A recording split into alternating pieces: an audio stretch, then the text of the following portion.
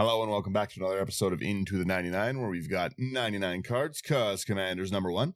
I'm here with Sherman. Sherman, how you doing today? I survived camping. just wasn't. I guess being outdoors isn't so much your thing as you've said, right?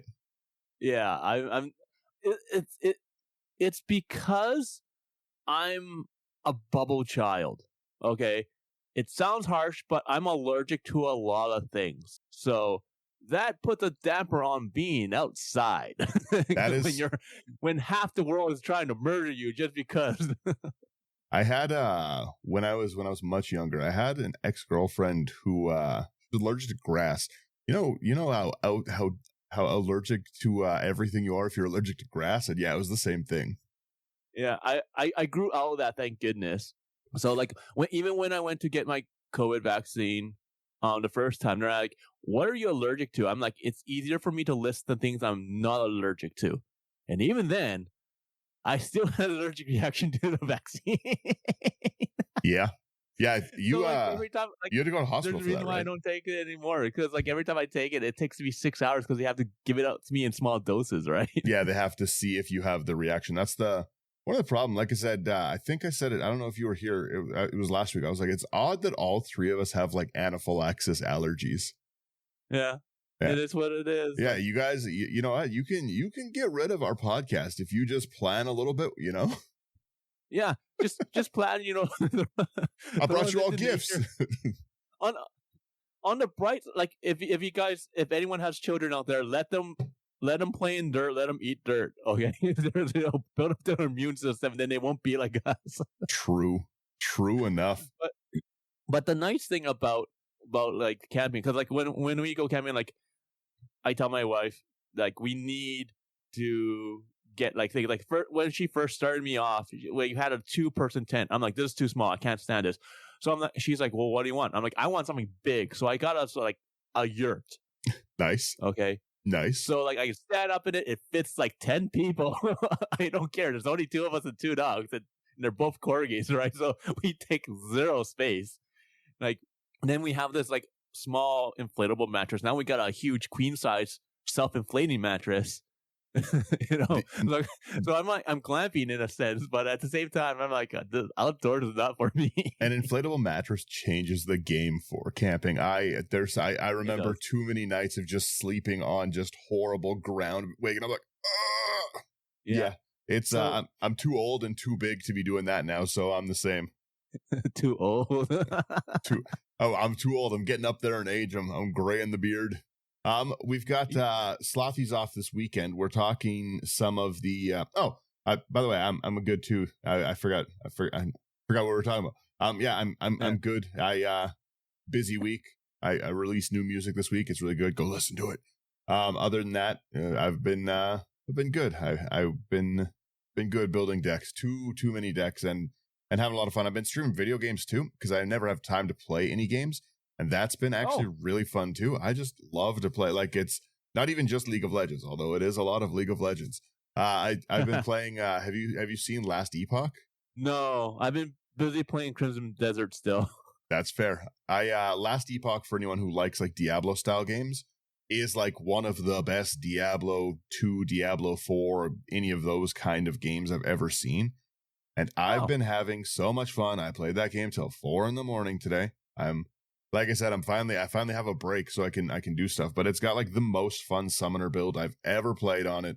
I've just been building decks and then making playing random RPGs, because I just like to grind games and get loot and stuff like that. So I'll probably get back into playing hardcore Diablo as well when I actually have a little bit of time and get back to it. But yeah, no, I've been streaming games. I've been having a good time, and I've been able to go on lots of walks, hang out with the baby, hang out with the wife. It's been nice.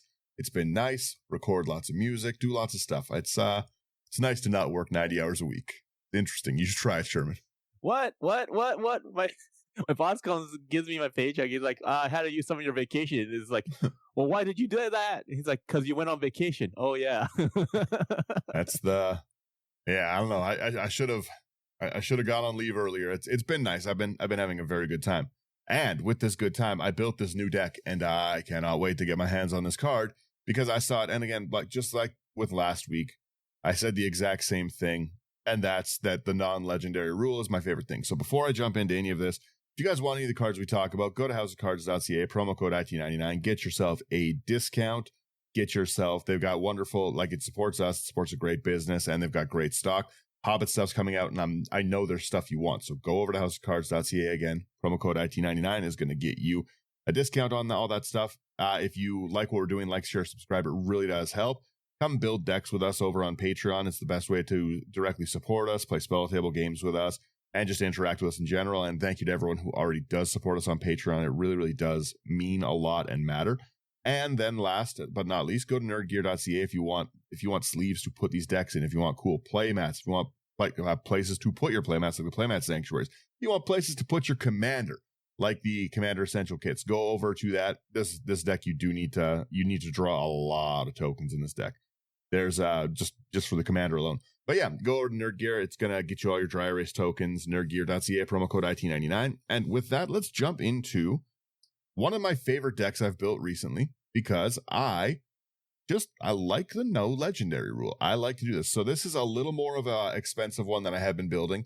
I was telling Sherman initially, he's like, what's that price tag about? And I haven't had a spot to put my doubling seasons for a while. A lot of times in a lot of decks, I'm like, okay, I get it. It's a token deck, and it's that. And like I said, the Timmy nature of Commander, it happens. Sometimes we put them in. There's nothing wrong with that. I just like to build generally right now like shells of decks, because I just have doubling seasons everywhere. That being said, this deck is a deck that needed doubling seasons. I had to have it. So I will put a more budget version of this one in the comments as well. But let's just jump into the Notary Hobbits, because I think this is a silly commander. Notary Hobbits is 3 double green for, I don't know why they would make this a legendary creature halfling advisor. Don't understand why this is. It's a 1/1. When it enters, if they're not a token, create 2 tokens that are copies of them, except the tokens aren't legendary. Again, I don't understand why they made this. And then it has to add a colorless for each halfling you control. Not each other halfling, each halfling. So the minute you drop these, all of them tap for a minimum of 3. If you have no other halflings, you put no effort into making a halfling deck at all, you just go from your 5 raw mana to 11 mana the next turn. It's one of the most absurd pieces of ramp I've ever seen. I don't understand. There's no reason. It's like when people went nuts for when Nyx Bloom Ancient first dropped, where it's like, you get triple the mana. That's basically this.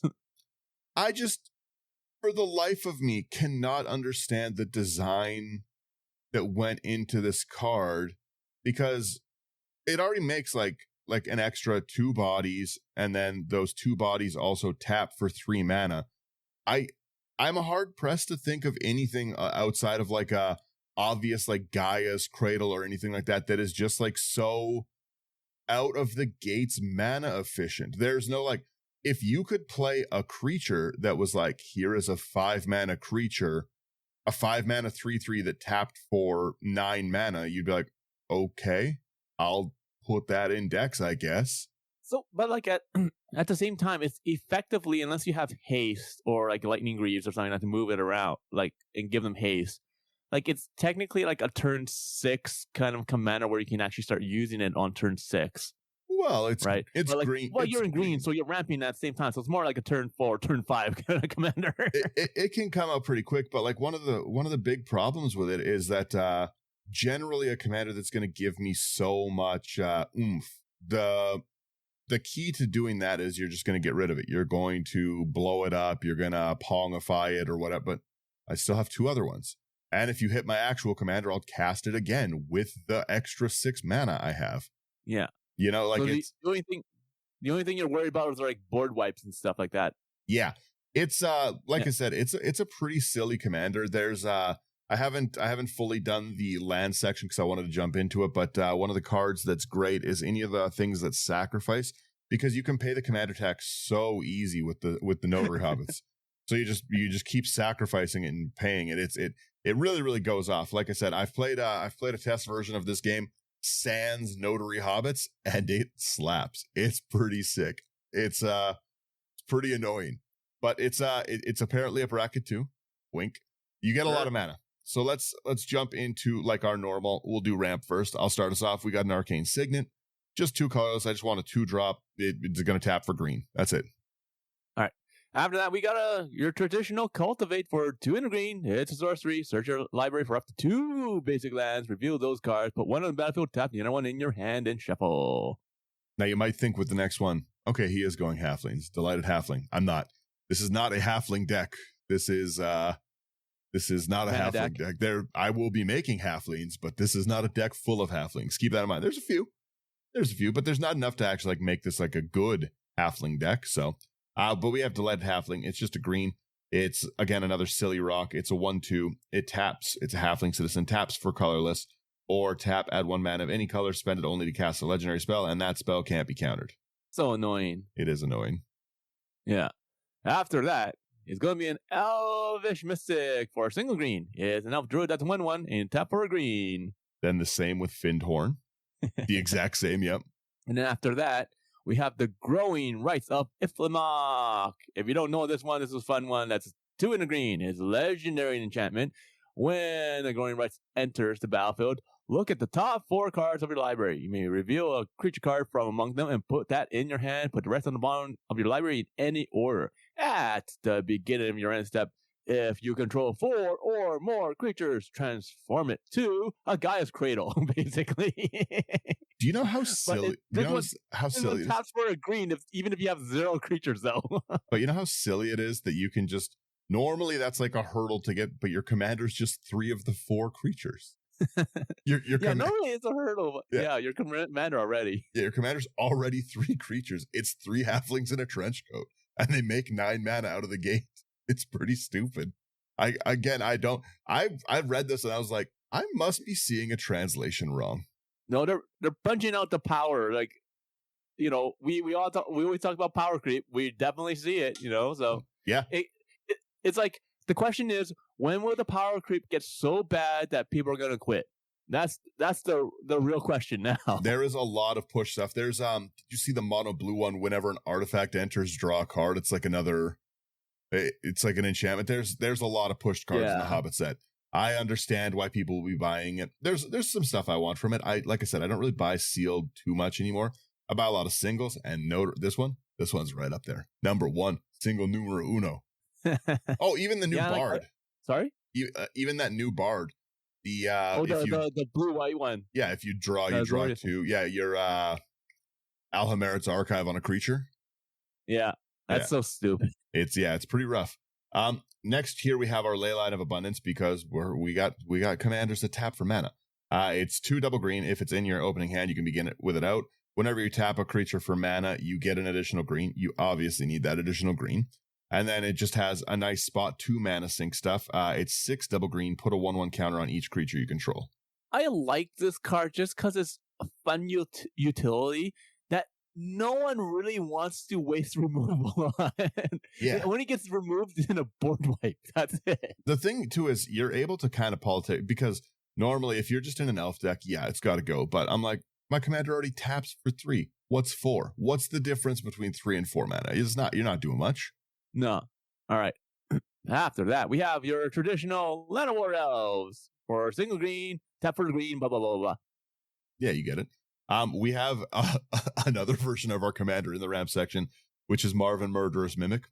It's 2 colorless. It has all activated abilities, creatures you control that don't have the same name as this creature. So it's just another tap for the number of halflings we have.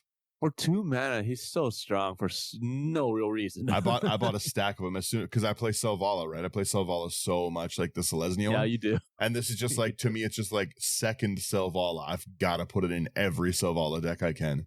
Next one we have here is going to be a Prosperous Innkeeper for 1 in the green. It is a halfling citizen. See, you are playing halflings. It could be halflings. It could still be a halfling deck. We never know.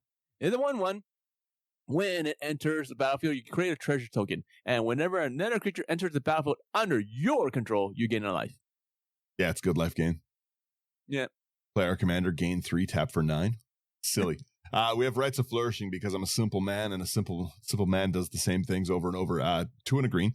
Beginning of each player's draw step, that player draws an additional card. Awesome. Each player may play an additional land on each of their turns. Also awesome. I am really, really, really happy that they've been reprinting this card like there's no tomorrow. Yep. Agreed. It's down to like 50 cents. Like you could probably catch it for like $1 at most LGSs, just because they need to make some money, right? But like at the same time, like this card used to be like a $12 card when I first started playing Commander. Well, because it's so good, and it does. I find a lot of games I win because I have bought goodwill of the table. I'm doing enough nice stuff that you like leave my things alone, kind of. It's so true. Yeah, I get just enough that I'm like, all right, come on, just leave me be with a little bit of stuff, and we'll be all right. Trust me. Yeah. I always say second place sounds good, and then I get first place. Exactly. You get it. Yeah. Oh. After that, we have our did I even read it? Ring. I don't even think I read it. At the beginning of each player's draw step, they get an extra draw. Cool. Each player can play an additional land. I don't even know if I read it, but that's what it does. Oh, good point. I don't remember either. Anyway, Rites of Flourishing, next Soul Ring. All right, I'm just going to take the next one. I don't care. 3 visits is the last card for 1 in the green. It's a sorcery. Search your library for a forest card. Put it on the battlefield. Then shuffle. Simple. Nice and simple stuff. Simple. We jump into our draw section because I want that mono green's not ever going to have really good draw, right? So a lot of this is like kind of incidental draw. You kind of get what you get, but that's okay. First, we have our Fecundity, which is 2 in a green. Whenever a creature dies, that creature's controller may draw a card. Again, we're buying goodwill with the table. It's for everyone. Yeah, it is a good card. But like playing against some people like Brian, where they have like a 500 token creatures, it's like one board wipe because it's not because like it is a me, but like you could draw like 20, 30 cards. It's like I don't know. I like it. I love Fecundity. After that, we have a Heartwood Storyteller for 1 double green. It's a creature, tree folk, 2/3. Whenever a player casts a non-creature spell, each of that player's opponents may draw a card. It's a group hug halfling deck. It's true. My group halflings. Next, we have our Market Back Walker, which is a card I keep putting in decks lately. I really like it. It's XX construct. It enters with X/1/1 counters on it, which is perfect for our 9 mana we have sitting there. For 4 colorless, which is a perfect, again, mana sink for our mana. You put a 1/1 counter on this creature, and when it dies, draw a card for each 1/1 counter on it. I kill myself with this card all the time. The problem is that I'm greedy, and I'm just like, I'm going to keep putting things on it, and then I'm like, well, I'm going to blast one player, so I'll like be like, it's now a 50-50, and then someone kills it, and I draw 50 cards. It's not great. But it's worth the risk. It is worth the risk. You do draw so many cards. Yeah. On the next card here is going to be Overwhelming Instinct. I haven't seen this in ages. This is a 2 in a green. It's an enchantment. When you attack with 3 or more creatures, you draw a card. True. What the heck is behind it? There's a bunch of worms. Yeah. Worms like and cavities. Oh, yeah. Big worms. Yeah. Yeah. We have our Peregrine Took next. It's 2 in a green. If one or more tokens will be created under your control, those tokens plus an additional food are created instead, which is cool because Commander makes tokens already. And then sack 3 foods, draw a card. Always nice. And it's a halfling. It is a halfling deck. We have a Sandstone Oracle upcoming next. It's going to be 7 mana, which is not that much in this deck. Let's face it.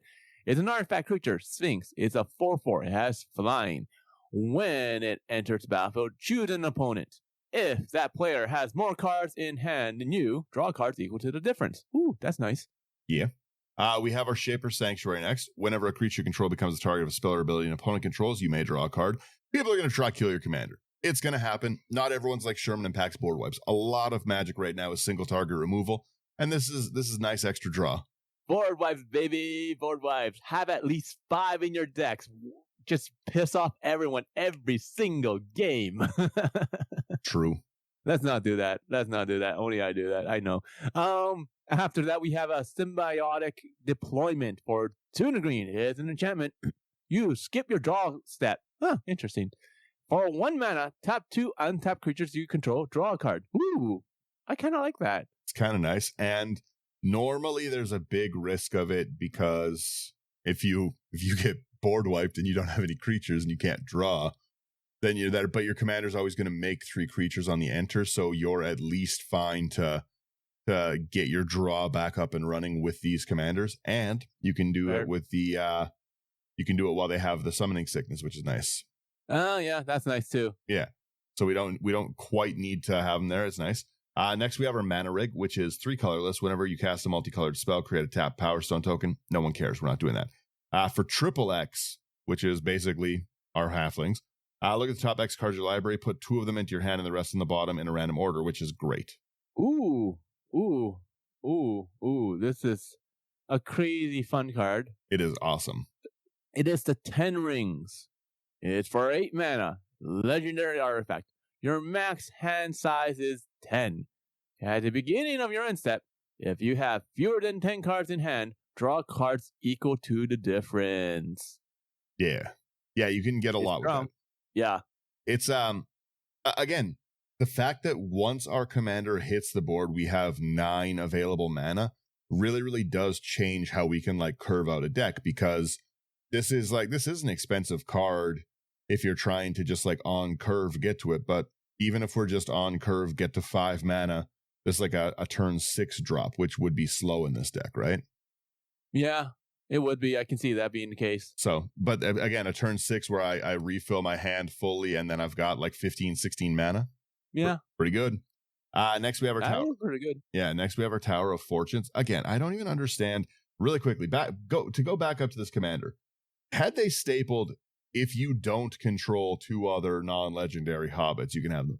But they're just like, nah, if it enters and it's not a token, you get 2 more. You can just, I don't understand it. I don't get it. They should have stapled some restriction on this. We've got our Tower of Fortunes next. It's 4 colorless. You can tap 8 or pay 8, tap it, draw 4 cards. Fun. Man, this commander kind of makes me want to play Aladdin's Lamp just because it's 10 mana. It's so hard to play because of it. You can, any big spells your mind can dream of, you can play in this deck. Oh, fun times. The next one. Oh, goodness. I personally hate this card so much. Verilion Revel for 1 double green. It's an enchantment. Whenever an artifact is put into an opponent's graveyard from battlefield, you may draw a card. This card is strong. I will admit that. I like it. But it's like when the people rediscovered it. This was like spike? going for like $20 at a point in time. I'm just like, why? That's because everyone puts treasures in everything right now. And I get it. It's strong for that reason. But $20, like now we look at it, it's like what, under $3? Yeah. I basically like the play groups. I'm playing a lot of online like spell table stuff right now, right? And I am just seeing a ton of like treasured, make a treasure. Everyone likes to run smothering ties and blah blah blah blah blah. So yeah, I get it. Yeah, it's kind of nice. Someone's like, I'll sack 6 treasures. I'm like, I'll draw 6 cards. Sick. Yeah. I've got nothing but mana. I don't care for this card. I think it's just like a waste of money just because like you're depending on people to always have that stuff. And like, I don't know about your play groups, but my play groups are starting to try to like do like the clues, treasures and all that stuff a little bit less just because it's such a strong mechanic. Yeah. So like I said, I haven't been as in person lately. I've been playing online stuff, and yeah, I see a lot of it there, but there. Yeah. A lot of it, like I said, a lot of our draw section is incidental, like Fecundity, Heartwood Storyteller, like that, the Market Backwalker. A lot of it, something else has to happen. I didn't want to put just like super raw, powerful draw stuff in because I was like, all right, we get it. We go into bounce. Obviously, I'm a simple man, and bounce is happening. I can get an ETB trigger on my commander. I'm doing it. We start with a Conjurer's Closet. 5 colors. At the beginning of your end step, you may exile target creature you control, then return it to the battlefield under your control. That's pretty good. We don't have to cast our commander. It just has to enter. Yep. Next one is a fun new one. Is a Mistbreath Elder for a single green. It's a 2/2 frog warrior. At the beginning of your upkeep, return another creature you control to its owner's hand. If you do, put a +1/+1 counter on Mistbreath Elder. Otherwise, you may return this to its owner's hand. Yeah. I really like that. We don't have to get rid of our commander if we want. We can just bounce our frog. Who cares? But we can get our commander back and then replay our commander every turn, which is so fun. Yeah. Like I said, there's doubling season in this for a reason. We want to make a lot of halflings. We want to make a lot of mana in this deck. Next, we have a Roaring Primadox, which is kind of the same, but not as good. It's 3 and a green for a 4/4 beast. At the beginning of your upkeep, you return a creature you control to its owner's hand. Fair. After that, we have a Stampeding Sorrow for 2 double green. It's a beast that's a 5/4. It has trample. At the beginning of your upkeep, return a green creature you control to its owner's hand. Yeah. And then we have Stampeding Wildebeest, which is, again, the same thing. A lot of redundancy in this section, but it's 2 double green. It's an Antelope Beast, 5/4, with trample. At the beginning of your upkeep, return a green creature you control to its owner's hand, which is, again, just great. And after that, we do have a Teamer Sabertooth for 2 double green. That's a cat, that's a 4/3. For 1 in a green, you may return another creature you control to its owner's hand. If you do, the Teamer Sabertooth gains indestructible until end of turn.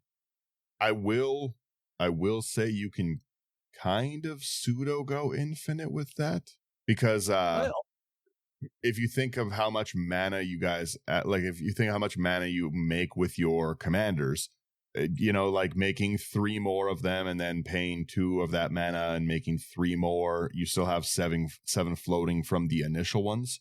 You can really, like I said, it's not a drop on the table infinite, but you can get pseudo kind of infinite with how big you can get these and how much mana you can generate.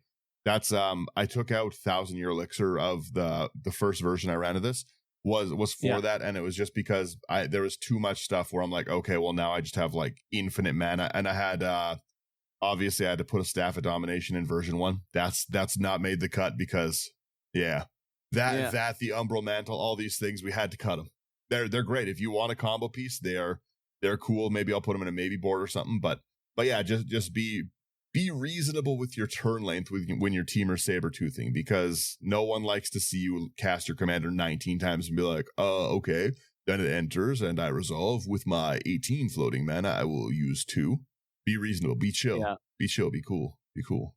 Well, that's one of the things I keep on telling people. Like, if you want to see how good your deck does before you play, just play test it, see how it works, see how long your turns take, because you might have a deck that you love, but if you're sitting there and one turn takes half an hour, don't bring it to the table unless your table is fine with you taking like long turns. Yeah, with these longer turns. It's not fun for everyone else. It's fun for you because you're doing a bunch of stuff. Let's face it, we love doing stuff. I've played not fun for everyone else. I've played a few test games, and some stuff, like I said, had to come out during them because it did too much of the thing. Yeah, like I'm not allowed to put Galadriel together anymore because I was taking 40-minute turns. Galadriel's great though. It works great. It's budget, right? It works great, but it's like you're turning through your deck constantly, and I'm trying to remember the order of where the cards are, because eventually you just loop back just from all this scrying, right? It's budget, as I say, on minute 60 of my hour-long turn, yeah. But it's budget, trust me. Yeah, it is. All right, our next section is extra halflings. It could be a halfling deck. Ooh, pricey. My favorite, so pricey. My favorite doubling season. That is a nice one. What versions do they have? Let's see here. Anyways, the cat one is cool too. First, the cat one's cool too, and so is the dinosaur one. But I like the goose. The goose ones I personally like the dinosaur ones the most. The dinosaur one's cool. Is it my turn? I'll take it. Yeah, doubling season. 4 and a green. If an effect would make 1 or more tokens under control, it creates twice that many instead. If an effect would put 1 or more counters, we're not really a counters deck. It puts twice that many instead. The fact that this would make us 4 of our commander just on enter, so we would have 5, and that would be, we would pay 5 mana, have 5 toughness, tap for 25 mana, is a pretty dumb effect. Yeah, it's pretty dumb. It's pretty stupid. But still, if you can get away with it, it's fun. Yep. So after that, we have For the Common Good. Man, Bloomburrow was so good. XX Green Sorcery. Create X tokens that are copies of target token you control. Then tokens you control gain indestructible until your next turn. You gain 1 life for each token you control. It's so good. You don't even have to cast it for any of the X's. You just pay a green, and then all your tokens survive like a board wipe. Yeah, you know someone's a board wipe player. You just say, yeah, I'm gonna pay 1. I'm dumping 1 green into this. You can't board wipe my halflings. But you have, like I said, if you're just on curve, we play 5 mana, we hit 5, we play our commander, we go to the next turn. That means that we have 5 plus 9. We've got 14 mana. That's pretty easy to make 5 extra of these copies and still have change. That's so stupid. It's a lot. We have a lot of mana in this deck, and it's again this deck is basically just counting it's just counting your hobbits. Yeah, that's it. We have full flowering next, which is the same thing, just not as good, obviously. It's XX green, populate X times. To populate, you create a token that's a copy of a creature token you control, do it X times. No indestructible, no life gain, so it's not as good, obviously, but whatever. Again, the same thing. I'll be full disclosure. I have never been able to make under 50 of these Hobbit things in a game. I consistently have well over 50 of them. It's pretty silly. I really like this deck. You will make a lot of mana. You'll have a lot of fun. You like to dirtle so much. I like to dirtle a little bit. Yep. All right. After that, we have a Panharmonicon for 4 mana. It's an artifact. If an artifact or a creature entering the battlefield causes a triggered ability of a permanent you control to trigger that ability, triggers an additional time. It's basically a doubling season in this deck. Pretty much. Yep. Next we have a parallel evolution for the again. It's so silly. It's so this is how I get so many of them off. So parallel evolution, 3 double green. For each creature token in play, its controller puts a creature token into play that's a copy of it. It's group hug. I'm doing it for everyone. And then it has flashback of 4 and triple green, which is nothing. You're essentially paying 5 green pips, which in green you have the minute you cast your commander. Yeah. Yeah. Well, you're in mono green. It makes no difference. Yeah, it's pretty cool. But yeah, well, because that's the one thing we have to remember. Our commander gives us colorless mana. At least it doesn't give us green. Yeah. If it gave us green, it'd be a different story. But again, the colorless is very usable. You know what? They need to reprint Parallel Evolution. They should add that to the list. Yeah, it is a fairly. I don't think it was reprinted anywhere lately. Yeah, nope. It shows only the 1 copy. Well, 2 copies, but like. It looks like they did do one. Yeah, 1 list. But wow, really? 1 list is apparently not enough. Again, people like tokens, right? Yeah, people really do. Speaking of which, next one, Parallel Lives. You knew it's got to be in here. For 3 green, it's an enchantment. If an effect will put 1 or more tokens on the battlefield under your control, it puts twice that many of those tokens on the battlefield instead. I'm usually chill. I had to in this. Like I said, I'll do a budget version of this because this is an expensive section. This is a 10 card section, $150. That's usually like the budget for that's over the budget of a lot of the decks I've been building lately. Yeah. So sometimes you got to go off. We've got our Primal Vigor next. It's 4 green. If 1 or more tokens will be put onto the battlefield, twice that many. Again, it's group hug. It's for everyone. Twice that many are put in instead, and then if 1 or more one counters will be placed on a creature, twice that many are instead. Again, we do have our Market Back Walker and stuff like that, which could end up killing us if we aren't careful with how much stuff we have for a doubling season and a Primal Vigor. We can die to that. Fair. We have the next one. It's going to be a Rootcast Apprenticeship for 3 green. It's a sorcery. Choose 3. You may choose the same mode more than once. Ooh, I like these. Put 2 +1/+1 counters on target creature. Not bad. Create a token that's a copy of target token you control. Obviously, we're going to choose that.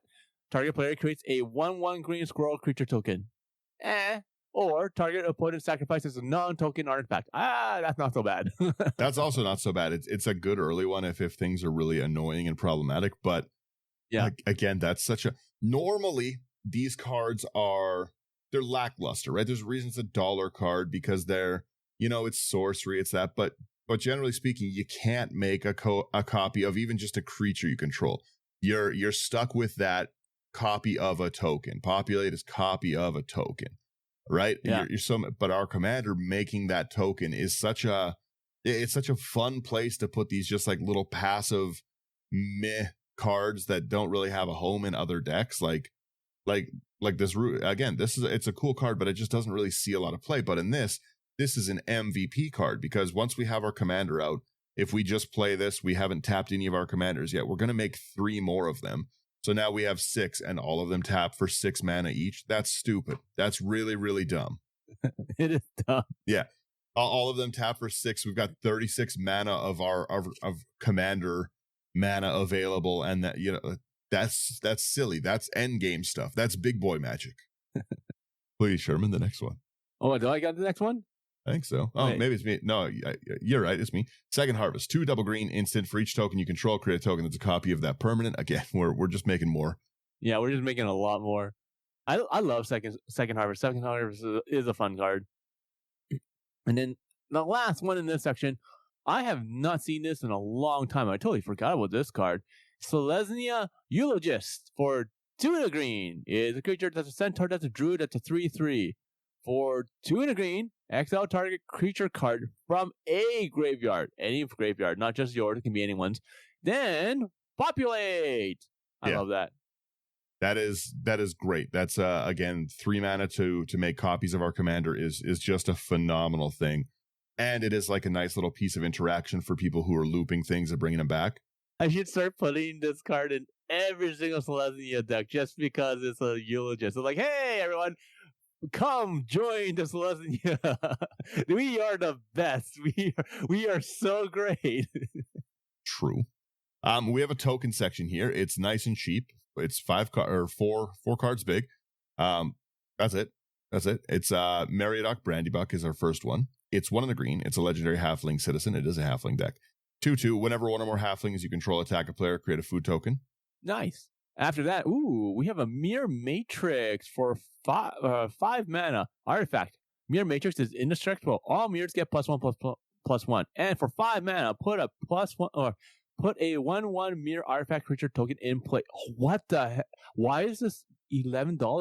Because of Urtet. Holy, why? Because just Urtet, when the 5 color mirrors came out, it spiked all of the mirror cards. I have like 10 of these. I love Urtet. We're rich. Every time sometimes I see things spike and I'm like, there's no way that's the price. And I'm like, well, LGS time. like, holy smokes. Like, I love mirrors. Mirrors like my favorite, right? Like, I love them, but like, holy smokes. Yeah, right? I just sell some cards. Exactly.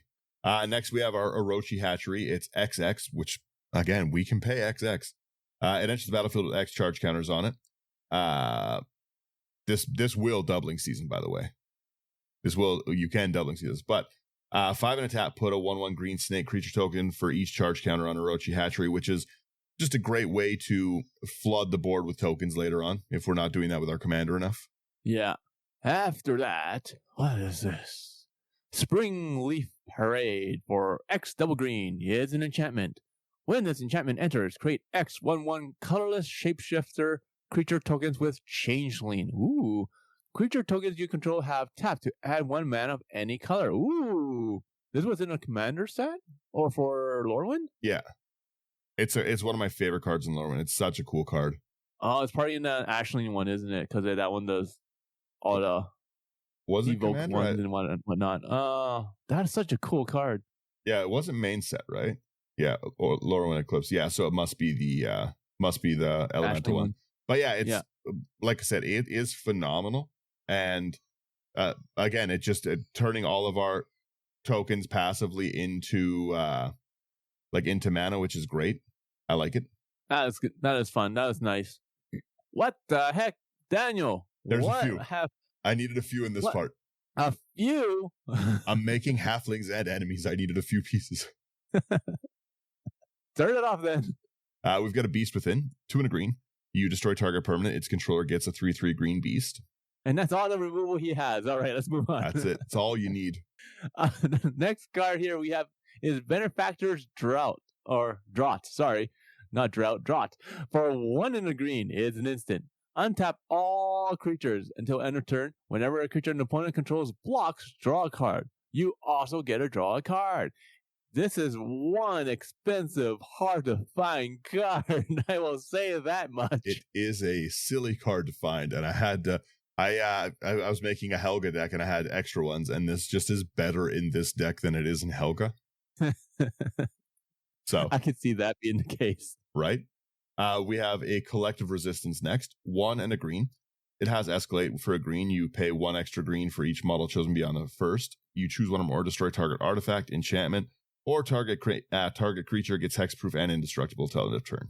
I like this card. It's so versatile. It's so good. Yeah.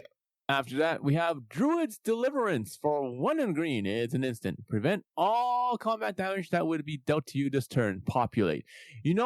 I'm starting to, in my play group, I'm starting to play things that says damage cannot be prevented. It's just worth it. It's worth it. There's like everyone's playing Fog, Spore Frog, Vigor, like Glacial Chasm, that kind of stuff. Yep. Yeah, so many things. I'm just like, you know what? That's it. I want my damage to get through. When I started doing that in my play group, hates it. Adrian has a Questing Beast Fog deck. Have you seen that? No. Oh, it's rough. So he keeps fogging all of the damage for himself, but it can't be his damage can't be prevented. It's a really, really cool deck. You should ask next time you see it. You should ask him about it. It's a really, really fun deck. I'd love to go over that one. We have Azuri's Predation because I'm greedy and I like tokens. 5 triple green, which we can pay no problem. Again, we got money. We got money in the bank. Notarize it. For each creature your opponents control, you get a 4/4 green beast token. Then each of those beasts fights a different of those creatures. Once again, this card is so much fun against. If you have someone that likes to play tokens and token creatures, this is just worth putting in your deck every single time just to see the reaction on their face when you wipe out like 1,000 of their like Scoot Swarms. You Azuri's Predation, my 50 halfling notaries, my notary firm, my firm of distinguished lawyers. Yeah, no, I don't like that. Yeah, I don't like that one bit. I saw one person. They had this, and they also had like things like a Warp Storm Surge versus someone that had like 20 tokens. It was just like Warp Storm Surge, and all the beasts come out and they start doing damage. It's just like, oh my goodness, that's gross. Warstorm Surge with this card is a disgusting combination that should not be allowed. Like ketchup and sushi. So much mana. I saw a video the other day of someone eating ketchup on sushi. That's also Warstorm Surge, Azuri's Predation, and ketchup on sushi is the same kind of blasphemy to me. Oh my goodness. Nah. All right, moving on. We have the next card is going to be Kendrick's Transformation for 1 and green. Enchantment Aura. Enchanted creature. When Kendrick's Transformation enters the battlefield, draw a card. Enchanted creature loses all abilities and is a green elk with base power toughness 3/3. I hate this card. When I'm playing it, great mood. When it's played on me, no. Please. Whoever cast it on me, I just attack them with it. I don't care. Exactly. Yeah, this is you're basically goading an elk at you because it's coming at you every turn until you block it and it dies. It's so true. We have a Naturalize because I just have so many of them. Let's destroy target artifact or enchantment for 2. After that, we have Pest Infestation for double X and a green. Sorcery. Destroy up to X target artifact and or enchantments. Create twice X 1/1 black and green pest creature tokens with when this token dies, you gain 1 life. Yeah, sick. I really like that card a lot. Oh. Great token generator. Great wipe the board of every artifact and enchantment my opponents control. Next card. Sometimes games got to end and we do have a lot of mana, so sometimes it is nice to just machine gun people. We have our Walking Ballista. It is removal. It's why it's in the removal section. It's a piece of removal. It's Daniel removal. XX, it enters with X11 counters on it. It's a construct. It's a 0/0. 4, colorless, put a 1/1 counter on it and remove a 1/1 counter, 1 damage to any target. So again, we can turbo machine gun, or we can just use it as a mana sink every turn as a kind of like nuclear bomb that sits on the table. Every time I get to my end step, I put like 50 more mana into it. Yeah. And the last card in this section is going to be Wear Down for 1 and a green. It's sorcery. You get a gift card and destroy target artifact or enchantment. If the gift was promised, instead, destroy 2 target artifact and or enchantments. It's promised Well every worth it. time. I'm never not promising that gift. I'm making a friend and I'm blowing up 2 things for 2 mana. Yeah. Exactly. We jump into our pump section here, which is, again, a small section. Just 4 cards in it. We have Elder of Laurels, which is going to be one of the better cards that you can have in a deck because we have a lot of tokens. If you haven't realized, we're putting a lot of tokens out. It's 2 and a green for a 2/3 human advisor, and for 3 and a green, target creature gets XX, where X is the number of creatures you control. So you can get through really, really easily with basically any one of your little tokens. Swing wide with 10 little tokens, and then you just win. Yeah, because whichever one they don't block, hey, guess what it's getting? Yeah. I'm going to dump 50 mana into it and you die. After that, you have a mirror box for 3 mana artifact. The legend rule doesn't apply to permanents you control. Each legendary creature you control gets +1/+1. And each non-token creature you control gets +1/+1 for each other creature you control with the same name as that creature. I'm reading this right now, and this is coming out of the list. Yeah, you don't really need it. Well, it's each non-token creature. Yeah. My notaries get nothing. It's removed That's from the fine. list. You don't need them to get the +1/+1. It's gone. Pretend it wasn't there. This is a 99 card deck. We are looking at Coat of Arms. Coat of Arms says. Coat of Arms would be rough. I like that one. You got me there. Okay. Coat of Arms, 5 mana artifact, right? If I remember correctly, like however many creature types you have, each of those creatures get +1/+1 for each other creature type that share a creature type with it, or something along those lines. You know what? I'm going to put Joel Rail in. I like Joel Rail. Joel Rail's good. There we go. While you're doing that, I'm just going to read the next card. And that is going to be a fun one. We all love this one. Preposterous Proportions. It's the one with the giant squirrels on it. For 5 double green, it's a sorcery. Creatures you control get +10/+10 and gain vigilance until end of turn. Woo, they're big. Yeah. No, we don't care about video. That's in the background. That's my wife being like, "Are we going to get Warhammer stuff?" And I think we are. We're gonna figure that stuff out. Yeah. Our last one in our thing is Vitalizing Wind, which is a huge mana cost. You never see this play. I guarantee no one has ever seen a Vitalizing Wind get cast in this. But it's 8 and a green. Creatures you control get 7/7 till end of turn at instant speed, which is a wicked gotcha. For a card that people don't really play, it's $3. It's an expensive trash rare for sure. Like the Preposterous Proportions is cheaper. Yeah, I just like it as an instant, but yeah, that's a very high cost. Like I would be interested in seeing what its actual EDH rec. Let me see. My prediction is going to be like 0.2%. It's going to say card not found. The card's garbage. 0.2%. Vitalizing Wind. Let's see. 0.1. Oh, pretty close. Pretty close. Let's I think we're on our second last section here. We've got things to use the mana for. Mana sinks. Yeah. All right. I will take it away here with Awaken the Woods for X double green sorcery. Create X 1/1 green forest dry land creature tokens. This is so awesome. Yeah. I like that one. We have Gemstone Array, so we can just store our mana up and filter it if we need to. It's 4 colorless. For 2, you put a charge counter on it and remove a charge counter, add 1 mana of any color, which is, again, just a big mana battery for us. Yeah. After that, we have Sands of Delirium for 3 mana. Everyone hates this card. I know that for a fact. It's an artifact. For X, you can tap it. Target player puts the top X cards of his or her library into his or her graveyard. So you mill X, basically. It is a very good way for it. Okay, I can't damage you. Interesting. Yeah. Yeah. I have this in my Dan deck. It's a good card. It is a very good card. Yeah. Sprout Swarm's another card, kind of like the Sabertooth. You got to be chill with it because it's so doable. It's 1 in the green. It has Convoke, so it's free. Buyback of 3. You can pay 3 and you get a Saproline. So basically, you just tap the Saproline every time, and then you put like 50 tokens in and do it every turn. Yeah. Be chill with it. Be chill. Yeah, be chill. After that, we have a Thundering Spineback for 5 double green. They're dinosaurs you control get +1/+1, and for 5 in a green, so 6 mana total, create a 3/3 green dinosaur creature token with trample. Yeah. The next one, keep in mind that I don't like getting board wiped. So if there's a player like Sherman, who's a board wipe player, is what I like to call board wipe insurance, because they're notaries. It's kind of like a legal profession. They work in the same building as the insurance people. It works out in my mind. This is my board wipe insurance. You want to board wipe me and you want me to sacrifice all my creatures? We're going to hit Verdant Touch on everything. So 1 in the green with a buyback of 3, which we can afford.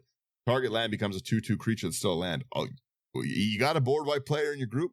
All their lands are creatures. That's them. They're playing mass land destruction, not you. And now they're violating the bracket system. They're the bad guy of the play group.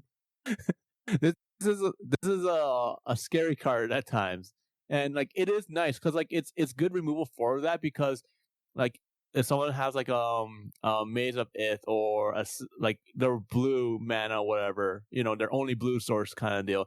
Yeah, you just make it a creature and just blow it up. Who cares? Yeah, now our creature's very killable. Yeah. Ooh, we have one final card here before we go into your lands, and I get it. It is what you call a finisher.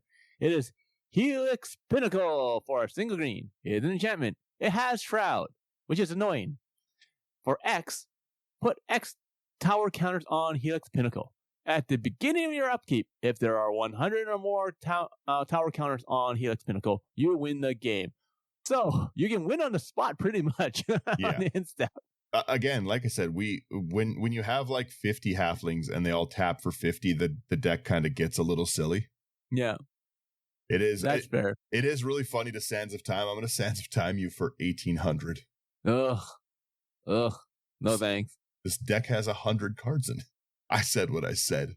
And then that's it. The only other thing is we have Mycosynth Gardens, which we can turn our land into a copy of non-token artifacts with mana value X, and we do have some cool artifacts in here that are nice to be able to use and stuff like that.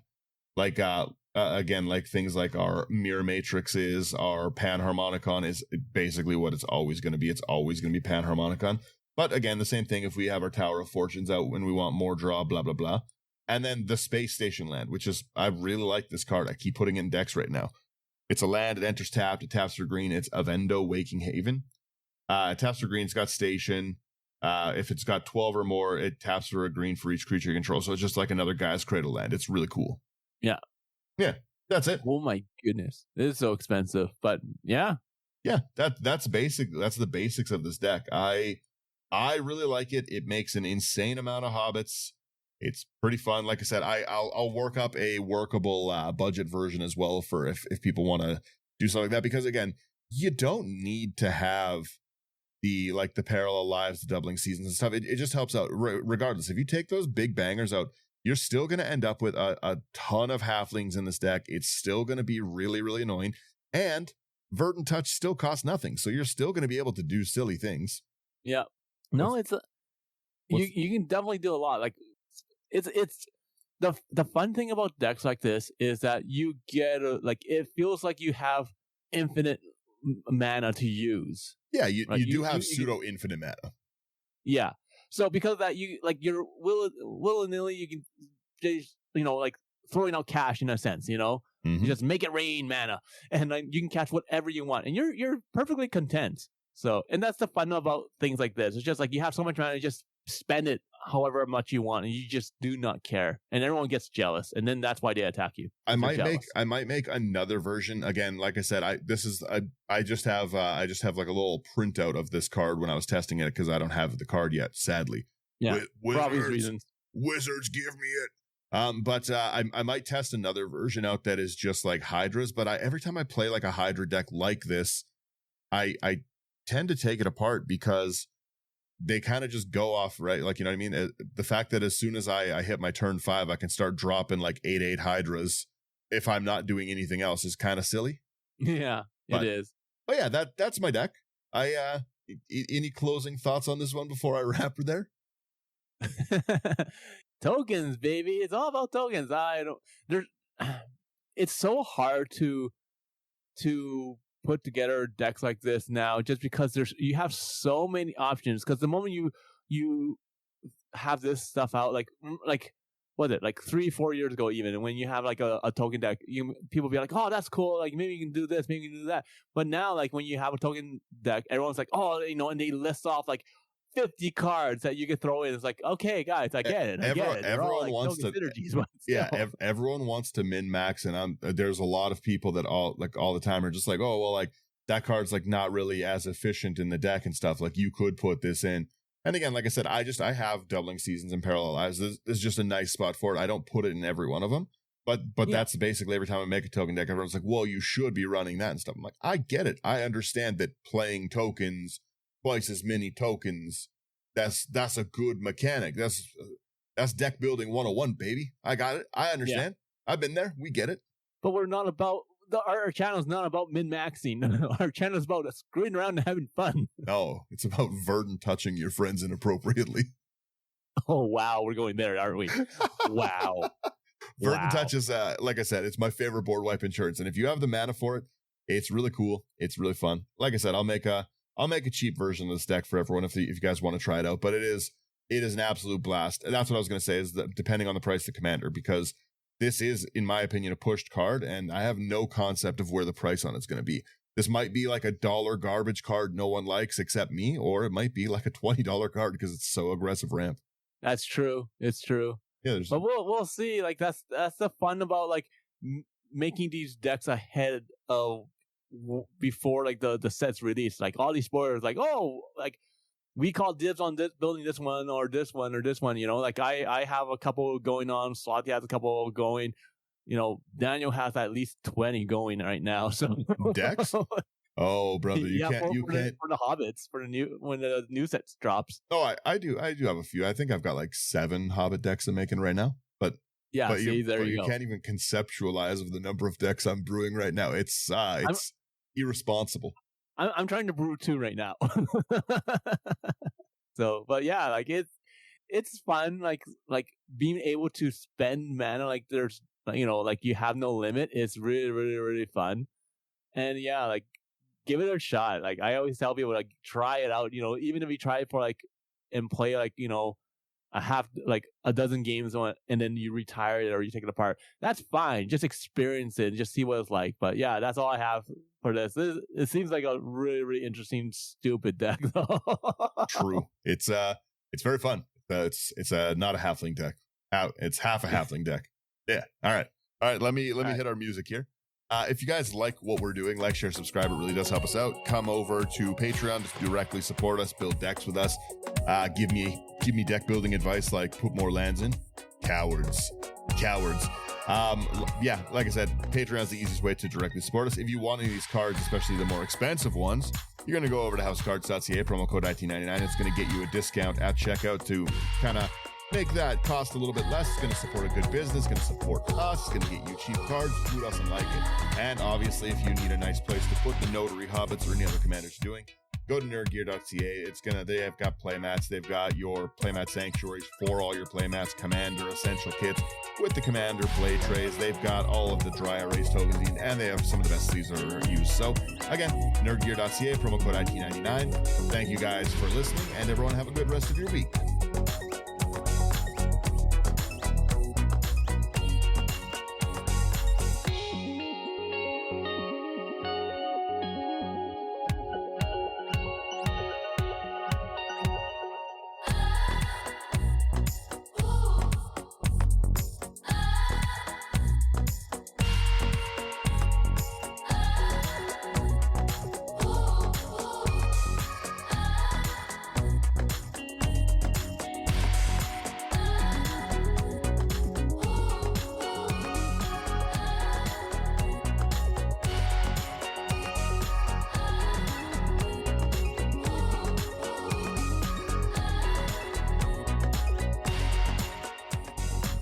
Bye-bye. Layers.